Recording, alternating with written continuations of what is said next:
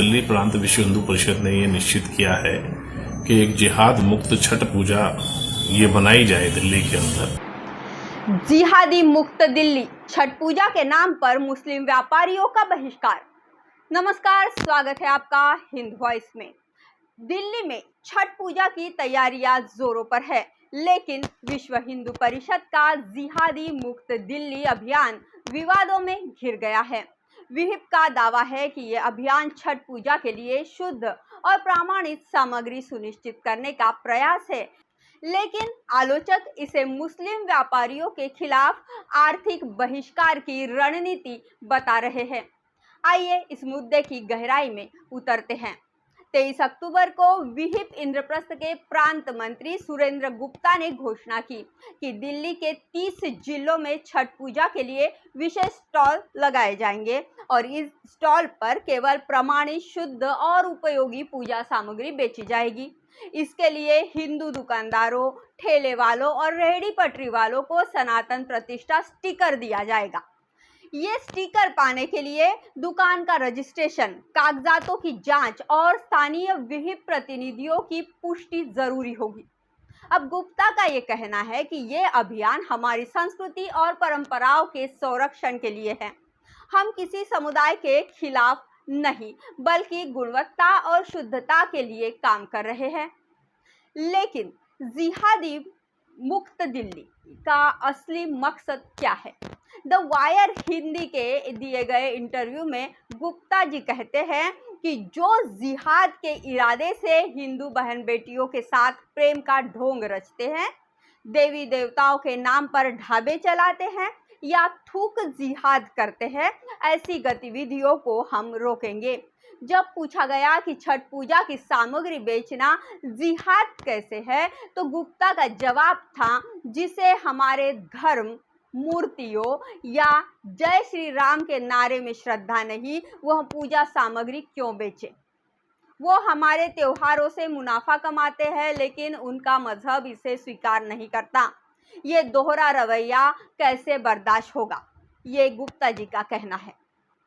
ये अभियान सिर्फ छठ पूजा तक सीमित नहीं। गुप्ता का कहना है कि ये साल भर चलेगा और धार्मिक स्थलों के बाहर भी लागू होगा।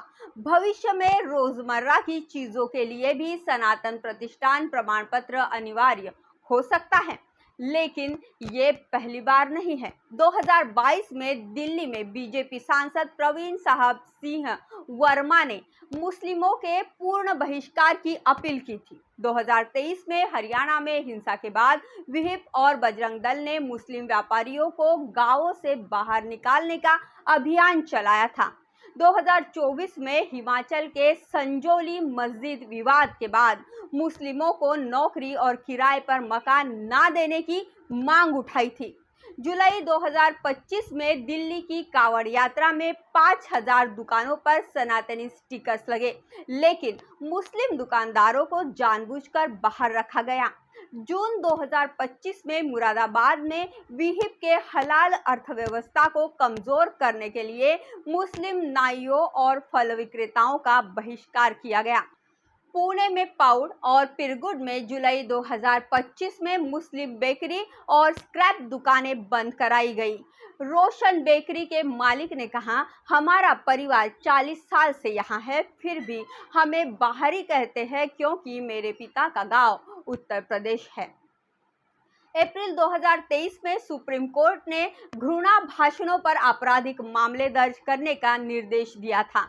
जुलाई 2025 में उत्तर प्रदेश और उत्तराखंड कावड़ मार्ग पर दुकानदारों के नाम प्रदर्शित करने के आदेश पर कोर्ट ने रोक लगाई, क्योंकि यह मुस्लिम दुकानों को चिन्हित करने के लिए था। फिर भी ऐसी अपीलों पर कार्रवाई ना के बराबर होती है। यह अभियान का असर सिर्फ मुस्लिमों पर नहीं, बल्कि हिंदुओं पर भी पड़ रहा है। जैसे पूना में बेकरी बंद होने से 400 मजदूर बेरोजगार हुए, जिनमें हिंदू भी शामिल हैं। भारत बेकरी के मालिक ने कहा, 5 हिंदू विक्रेता जो घर पर रोटी बेचते थे, अब बेरोजगार हो गए हैं। ये धर्म का नहीं, आजीविका का सवाल है।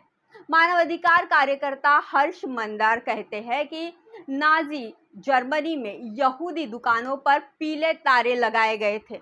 भारत में नामों से धर्म पहचाना जाता है, इसलिए ये मुस्लिम दुकानों को चिन्हित करने की रणनीति है।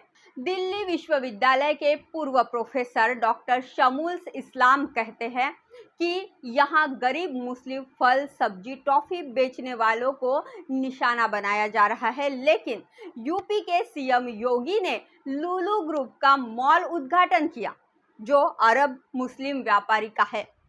तो आपको क्या लगता है, यह अभियान सामाजिक सौहार्द को नुकसान पहुंचा रहा है या ये सांस्कृतिक संरक्षण का प्रयास है?